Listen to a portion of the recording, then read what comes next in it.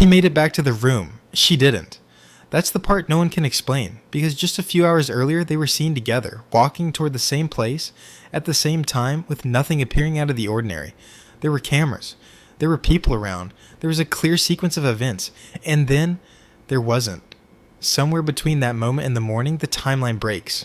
Sudiksha Konanki, Punta, Cana, Dominican Republic, March 6th, 2025. Sudiksha Konanki was exactly the kind of person whose disappearance shocks people. A 20-year-old junior at the University of Pittsburgh, studying biology and chemistry on a pre-med track. Driven, focused, the kind of student who had a plan for her life. She traveled to Punta Cana for spring break with 5 of her female friends, arriving on March 3rd. The first few days were unremarkable. Excursions, meals, a group of college students doing what college students do on spring break. Her phone activity was normal. Her communications were normal. Nothing suggested what was coming. That changed in the early hours of March 6th. Around 3 a.m., Sudiksha and her friends were at the hotel bar, taking shots, when they met 2 American men. One of them was Joshua Ribe, a 22-year-old senior at St. Cloud State University in Minnesota. The group decided to head to the beach together. At 4:15 a.m., hotel surveillance cameras captured them walking toward the water. Sudiksha and Ribe, with their arms around each other, swaying slightly, taking a selfie along the path. Her 5 friends returned to the hotel about 40 minutes later. Sudiksha stayed behind. That footage is the last confirmed image of her alive. What happened next comes entirely from Ribe's account. He told investigators they waded into the water together, waist deep, he said, talking and kissing. Then a wave hit them. He described being dragged out to sea, struggling to breathe, trying to keep both of them afloat. He said he managed to get her back to shore. He said he asked if she was okay. He said he didn't hear an answer. He said he looked around, didn't see her, and assumed she had left. He then returned to his hotel room. A timestamp discrepancy in the surveillance footage later placed him entering his room at 8:55 a.m., nearly 4 hours after that last sighting. No one can account for those hours. Sudiksha's friends didn't realize she was missing until 4 p.m., when they returned from an excursion. By then, roughly 12 hours had passed since she was last seen. The search that followed was massive. Dominican Republic authorities, the U.S. Embassy, the FBI, Homeland Security, the DEA, and Interpol all became involved. Red flags, the ones that warn of dangerous currents and high waves, had been flying on the beach that night. Dive teams, drones, helicopters, canine units, and coastal patrol boats searched the water and the surrounding area for weeks. They found her white swimsuit cover-up, left on a lounge chair. They found no signs of violence. They found no body. Ribe was detained and questioned multiple times, including a 6-hour interview with the Dominican Republic's Attorney General. His passport was confiscated. After 10 days under police escort in his hotel room, a judge ruled he should be released from supervision, calling him a witness, not a suspect. Dominican authorities ultimately concluded the most likely explanation was drowning. Sudiksha's family, after weeks of searching, sent a letter requesting she be declared dead. They referenced Ribe's cooperation and stated they did not suspect foul play. But here's what we know for certain. She was there at 4:50 a.m. She was not there at 4 p.m. A man was with her. That man is alive. She is not. The case remains officially unresolved. This isn't the only case where the timeline leads somewhere unexpected. Hollywood, Florida, February 11th, 2021. She boards the bus alone. Security cameras on Sheridan Street capture her getting on. They also capture her getting off, near the Intracoastal Waterway, close to the Ann Kolb Nature Center in Hollywood, Florida. No one is with her. Nothing looks unusual. That footage is, in many ways, the last clean moment in this case. Noemi Bolivar was 21 years old, a recent college graduate with a degree in plant and wildlife ecology. She wanted to work for the National Park Service. She was religious, close to her family, and deeply connected to the natural world. She went to that park to watch birds. She also had high-functioning autism and ADHD. Her family says she had the social maturity of someone younger than her age. By the time she disappeared, she had stopped taking her medication. She left her parents' home around 4 p.m. on February 11th. She told no one exactly where she was going. At 6 p.m., she sends a Snapchat selfie to a college friend. She is inside the observation tower at the nature center, smiling. That is the last message anyone receives from her. By 6:15, she has stopped responding. Her phone goes dead shortly after. Then, between 10 and 11 that night, her phone pings a cell tower 3 miles south of the nature center, near Hollywood Beach. And then, nothing. No further pings, no bank card activity, no social media. She left behind every belonging she had with her. Her family realizes something is wrong at 7 p.m. when she fails to appear for a Zoom Bible study she had committed to that evening. They report her missing immediately. The question that shapes the entire investigation is simple and unanswerable. Did she move 3 miles south on her own? Or did someone else have her phone? Search teams comb the nature center. 8 separate search parties are organized over the following weeks. Divers go into the canals, ground teams expand outward. Nothing is found.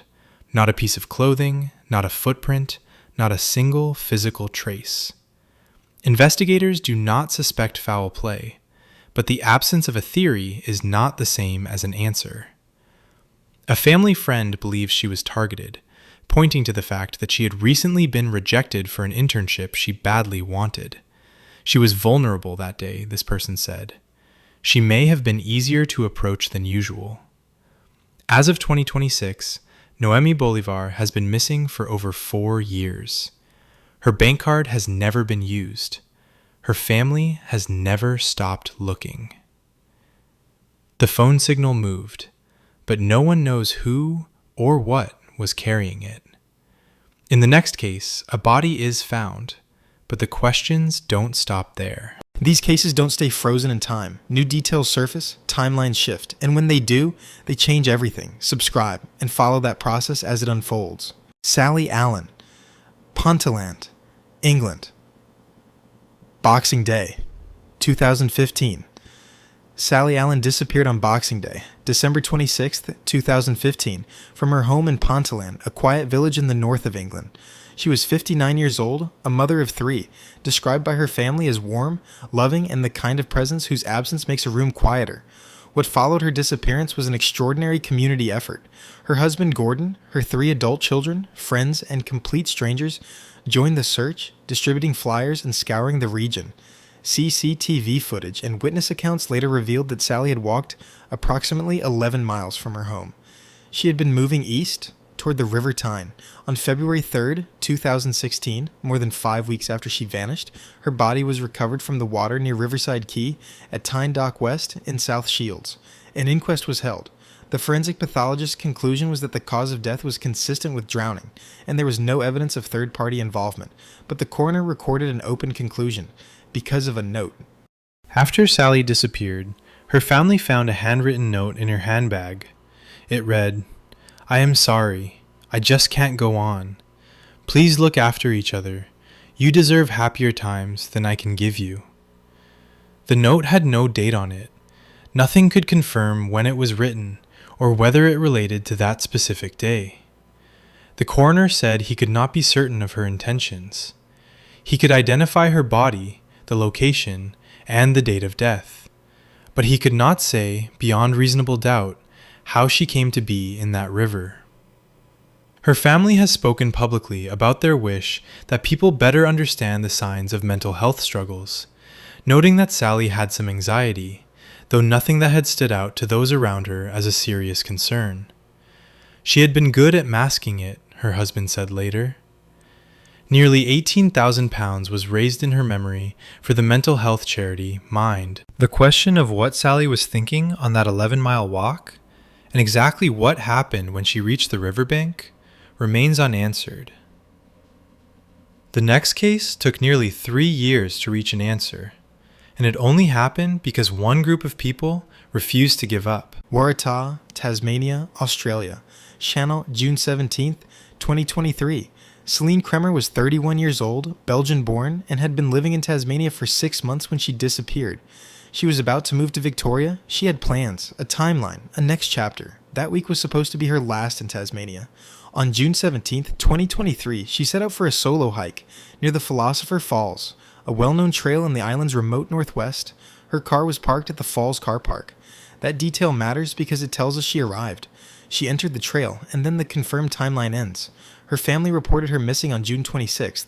A major search operation launched immediately. Police, state emergency service ground crews, swift water rescue specialists, drones, and a helicopter. They searched for 3 weeks. On July 10th, the initial search was suspended. Experts said the weather conditions had been severe enough that survival beyond a certain point was considered impossible. Celine's family refused to accept that. Over the following 18 months, they organized private search parties and hired a private investigator. In 2024, a YouTube filmmaker named Rob Parsons became interested in the case, obtained her phone's GPS data, and posted a video that was viewed nearly 1 million times. That video mobilized volunteers. In December 2025, Parsons and a team of volunteers, guided by Celine's last known GPS coordinates, found her phone, a poncho made from a black trash bag, and a glass water bottle, clustered near what appeared to be a point where she had left the marked trail. Police theorize she had tried to take a shortcut back to her car before darkness fell and became disoriented. On January 28, 2026, a volunteer searcher named Jared Boys, who had continued searching independently, found human remains about a 2-hour walk from where her belongings had been discovered. Additional remains and her car keys were found in the Arthur River the following week. On February 27, 2026, the remains were formally identified as Celine Cremer. Her sister Amelie wrote, "After almost 3 years of endless waiting, we finally have answers. Celine can finally go home."